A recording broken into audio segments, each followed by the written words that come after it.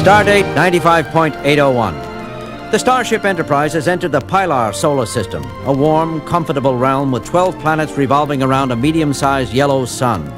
Our mission is to check the colonists of Perinda 4, a new Federation-settled planet.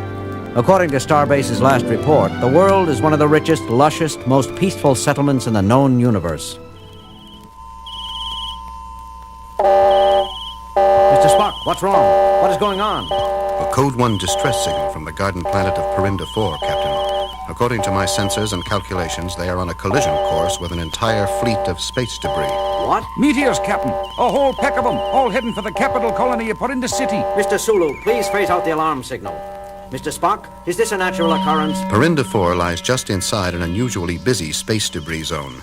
Meteor activity here far exceeds that of Earth, but not to a dangerous degree. Debris zone, meteor activity, not dangerous? Makes sense, man. Mr. Scott, Earth scientists say that as many as 200 million visible meteors enter the planet's atmosphere every day. Air friction heats them to approximately 4,000 degrees Fahrenheit, and they burn up at an altitude of 30 to 50 miles. That is why they are called meteors. Pieces of space debris that hit the Earth's surface are called meteorites. Please delay the lecture if you would, Mr. Spock. What is happening on Perinda 4? According to my findings, Captain, Perinda 4 is the target for a huge amount of meteors which are about to become meteorites. Mr. Chekhov, establish visual contact. Communications Officer Uhura, establish planet-side communication. Mr. Sulu, sound red alert. Mr. Spock, how long before the meteorites hit? 8 seconds, Captain. 6, 5, 4, 3, 2.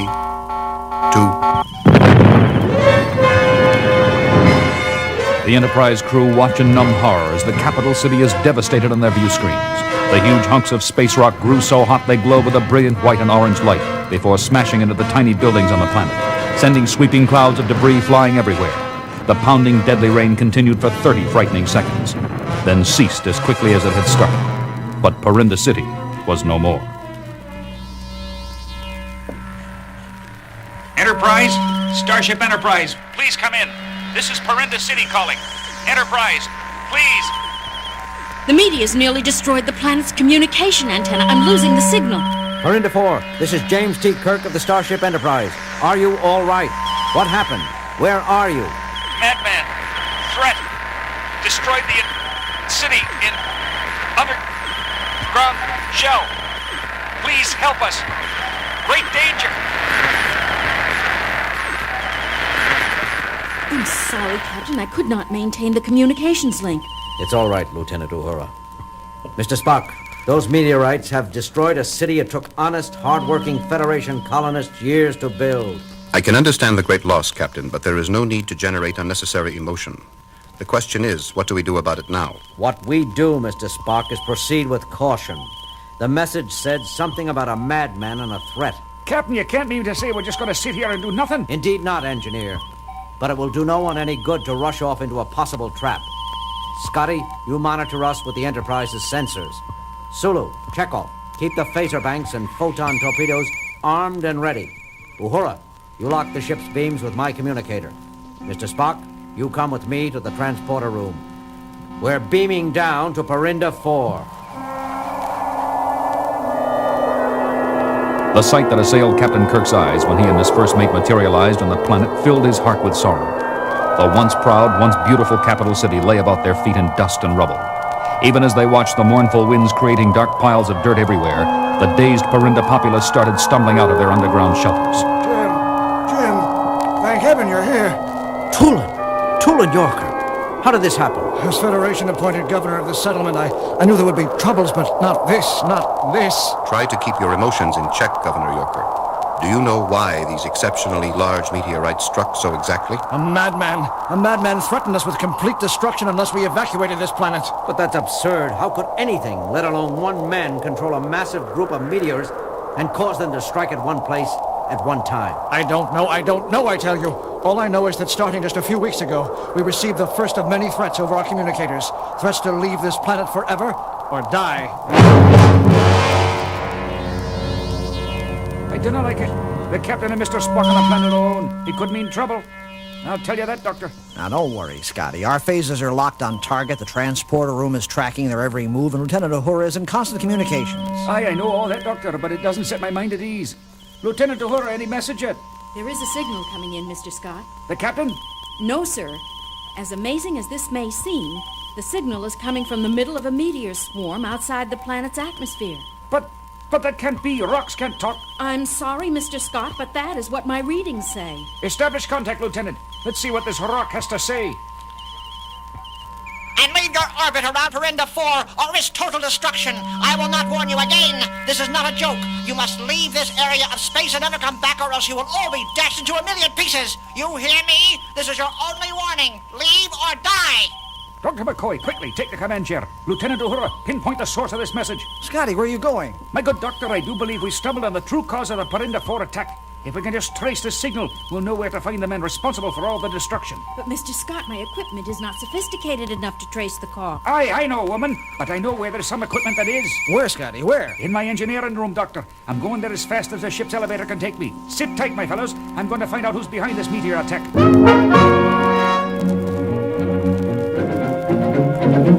The able engineer was as good as his word.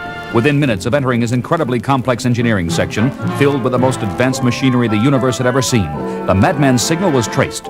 As soon as they were given the news, Captain Kirk and Mr. Spock joined their Scottish friend on board an Enterprise shuttlecraft, quickly heading for the source of the threats.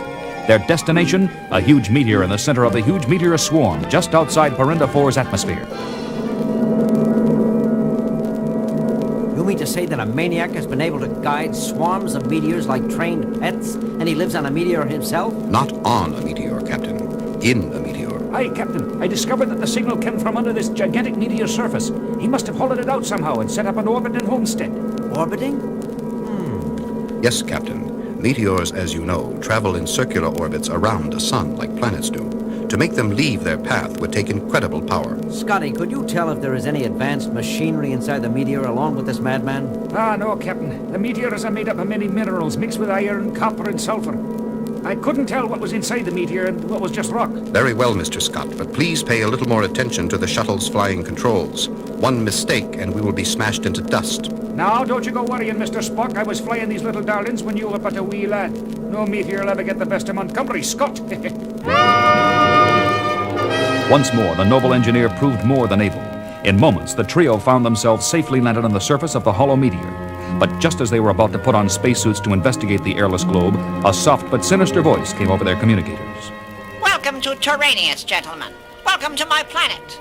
No need to wear bulky spacesuits. I will simply guide your craft into my underground realm where there is plenty of air to spare. Plenty of air. Please sit down, my uninvited prisoners. I mean, visitors. You shall not find me a dull host. Ach, man, he knew we were coming all along. What should we do, Captain?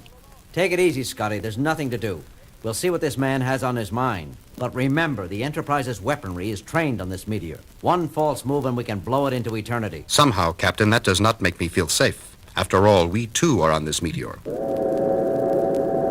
What the? The entire shuttle is moving, and the engine isn't even on. Mr. Spock, can you locate any equipment that might be moving us on your sensors? No, Captain. It seems that a force field has picked up our ship as if it were a feather and is bringing it into a cave on the meteor's surface. I can't fight it, Captain. I can't control the ship. But if no equipment or machinery is guiding us, how is this being done?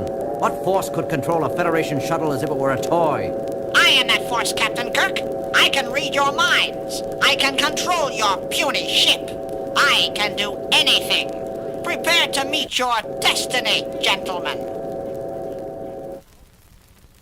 We've stopped? It seems as if we have arrived, Captain. Yes. Open the hatch, Mr. Scott. Let's see what our destiny looks like. Greetings, Captain Kirk, Mr. Spock, and Engineering Officer Scott. I am Terranius, ruler of this world, and soon to be Emperor of all space. Emperor! Why, you little bald runt of a withered old weasel. You have a lot to answer to, man, about destroying a Federation outpost on Perinda 4. Silence! You do not understand. No one understands that I deserve to rule. I have the power. Indeed. And what exactly is this power, may I ask? The power to move things with my mind, Mr. Spock. You are half Vulcan. You may have the intelligence to understand. I can control objects with just my powerful thoughts. I can bend anyone's will to my own. I can rule everyone. I deserve to rule everyone. Psychic power, Captain. Mental ability so great it has unbalanced his mind. He is vastly powerful, but he is also vastly dangerous. Tyrannus, I agree that anyone with such magnificent powers as yours should rule. But why not just make the people of Perinda 4 leave with your mental strength? Why make the meteors fall? Too many people, Captain Kirk. I could not control them all, even with my incredible abilities. So I had to drive them out. I see, O great Tyrannus. Well, we can take care of that together. Just come back to the Enterprise with us and we can begin your rightful rule. Captain, have you lost your mind? Turn Perinda 4 over to this daffy maniac? I won't let you do it! I won't! In a rage, Scotty lunges at Tyrannus. No, Mr. Scott, the captain was just trying... Look out, Scotty. He's breaking away from you. Aha! Try to capture me, will you? I decree all movement. Stop! You see? My incredible brain has locked your muscles and imprisoned your minds. You cannot move, any of you. You cannot think. You only know what I tell you, and you shall pay for your stupidity. Mr. Scott, you will take this shuttle, go back to your ship, enter your engine room, and blow it up. You will destroy the Enterprise totally. Do you understand? I understand.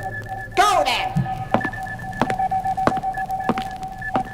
Now, Captain Kirk and Mr. Spock, my motionless friends, what shall I do with you? Shall I have you dance while your engineer sabotages your ship? Or should I have you fight each other while your entire crew is destroyed in a space fireball? Rest assured that I will not eliminate you until the Enterprise is totally demolished. But Tyrannus had not reckoned with the full capabilities of Spock's Vulcan mind. What? Spock! You cannot move! I decree it! I demand it!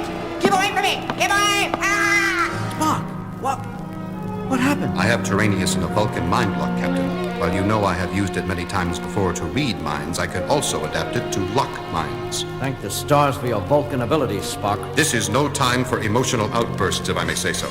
Might I remind you that Mr. Scott is on his way to destroy the Enterprise? By heavens, that's right. Starship Enterprise, come in, please. This is Captain Kirk. Come in. Lieutenant Uhura, can you read me? Enterprise. Mr. Spock, the other meteors are jamming my communicator. I know you're locking Tyrannus' mind, but can you control it as well? Interesting thought, Captain. You mean guide the meteors through Tyrannus' mind? That's exactly what I mean. If we can get close enough to the ship, I can make contact and stop Scotty. I'm not sure, Captain. I've never tried to control a man's mind before. It will be painful, but I will try. You're doing it, Spock. The meteors are moving. Must hurry, Captain. Incredible strain. Terrific pain. Hold on, Spock. We're almost in range. You can do it, Spock. Just a few seconds more. 4, 3, 2, 1. Enterprise, do you read me? Enterprise, come in. Captain, is that you? Uhura, am I ever glad to hear your voice. Lock into this signal and beam us aboard immediately. And notify security that they must stop Engineer Scott at all costs. At all costs. In seconds, Captain Kirk and Spock are back on the Enterprise. Security Officer Tanker, this is Captain Kirk in the transporter room. We have an unconscious prisoner with us. Have you located Mr. Scott? He's been seen in the engine room, Captain. We're on our way now. We'll meet you there. Kirk, out. Quickly, Spock, follow me. There isn't a moment to lose. Tanker, where is he? Up there on the second level, Captain, and he has a dilithium crystal. If he drops that into the engine, we're all goners. Spock, try to distract him while I climb up there. No, Captain, Scotty's out of control. You'll be killed. I must try. Excuse me, Mr. Scott, but don't you think that the total destruction of the ship is a bit illogical? I must blow up ship. He's hesitating. Why doesn't he just get it over with? If I were you, Mr. Tanker, I would be glad he is hesitating. The captain has almost reached him. I must destroy... Got you. Fine work, Captain. I will drain him of his hypnotic commands now. Where am I? You're all right now, engineer. Everything's all right. I remember. I didn't do it, Captain. I remember now I couldn't bring myself to destroy this beautiful ship. Spoken like a true engineer, Mr. Scott. You're a credit to your kind. You're not just a good Scot, you're a great Scot. Oh, Captain, now really.